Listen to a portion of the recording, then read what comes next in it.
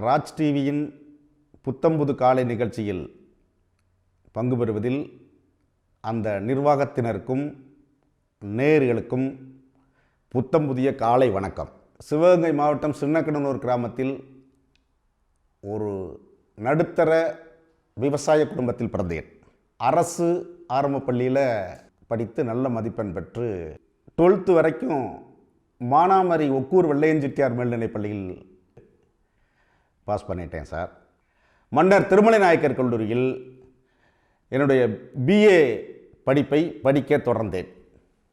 அதுக்கப்புறம் நல்ல 98 சம்திங் நான் பர்சன்டேஜ் ஆஃப் மார்க்ஸ் எடுத்து எம்ஏ மதுரை தியாகராஜா காலேஜில் எம்ஏ சேர்ந்தேன். எம்ஏ 2 இயர்ஸ் படித்து முடித்தாச்சு.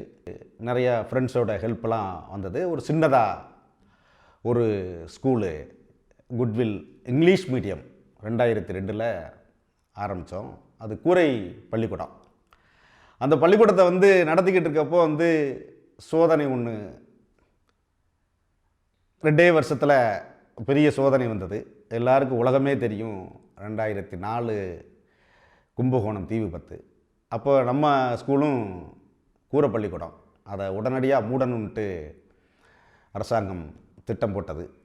அதையும் தாண்டி பெற்றோர்களுடைய ஒத்துழைப்பும் என்னை சார்ந்த உறவோட ஒத்துழைப்பும் நிறையா இருந்ததுனால அந்த நேரத்தில் எனக்கு சில உதவிகள் பண்ணி அந்த பள்ளிக்கூடத்தை மறுபடியும் மாற்றி அமைச்சு, பெற்றோர்கள் கண்டிப்பாக இந்த ஸ்கூலை விட்டுறாதீங்க, இது மாதிரி பள்ளி எங்களுக்கு கிடைக்கவே கிடைக்காது, அவ்வளவு நல்ல கல்வி இருக்கிறது அப்படிங்கிற மாதிரி சொல்லி பெற்றோர்களுடைய உதவி அந்த நேரத்தில் நிறையா எனக்கு டொனேஷன்லாம் கொடுத்து அந்த ஸ்கூலை கண்டிப்பாக உருவாக்கி மறுபடியும் அதை நடத்திக்கிட்டு இருக்க பட்சத்தில் ஒரு 2 வருஷத்தில் அப்புறம் மறுபடியும் இடம் வாங்கி ஒரு பெரிய கட்டடமாகவே கட்டி 10ஆம் வகுப்பு வரைக்கும் கொண்டு வந்துட்டோம். அதுக்கு பேர் குட்வில் மெட்ரிகுலேஷன் ஸ்கூல்னு அதுக்கு அப்ரூவ்டெல்லாம் வாங்கி அதை பண்ணிட்டோம். என்னன்ட்டு குட்வில் மெட்ரிக் ஹையர் செகண்டரின்ற ஸ்கூலை ஒரு பெரிய லெவலில் கட்டிட்டு அதில் +2 வரைக்கும் கொண்டு வந்துட்டோம்.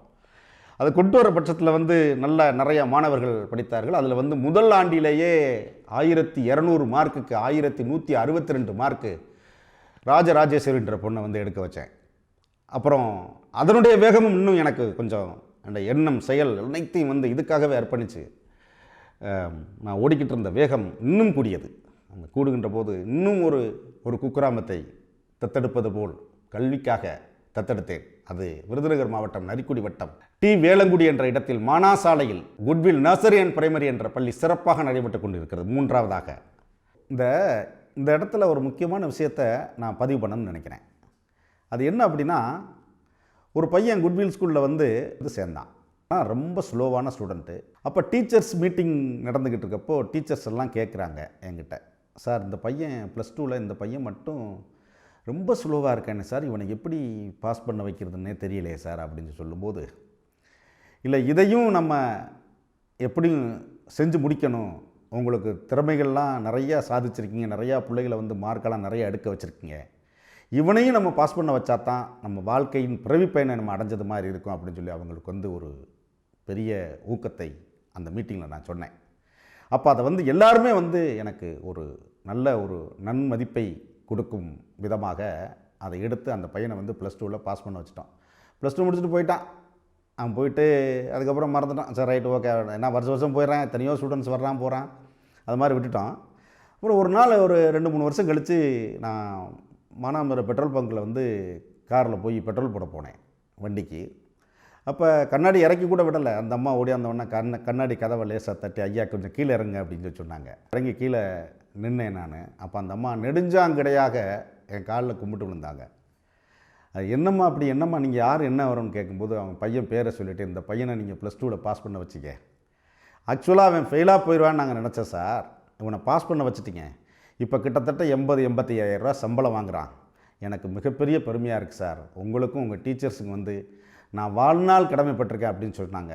எனக்கு 3 நாள் வரைக்கும் அதை நினச்சி இவ்வளவு ஒரு பெரிய சாதிச்சிருக்கோம் அப்படிங்கிற மாதிரி ஒரு பெரிய மன நிம்மதி, வாழ்வியல் நிம்மதி கிடச்சிது. இந்த அம்மா கடவுள்கிட்ட ஆத்மார்த்தமாக கும்பிட்டது மாதிரி ஒரு மனுஷன் காலில் வந்து கும்பிடுற பாக்கியம் எனக்கு கிடச்சிருக்கு அப்படின்னா, அப்போ உண்மையிலேயே இந்த கல்விச்சாலையை நல்ல முறையில் நடத்திக்கிட்டு இருக்கோம்ன்ற ஒரு திருப்தி இதன் மூலமாக எனக்கு கிடைச்சது. நன்றி, வணக்கம்.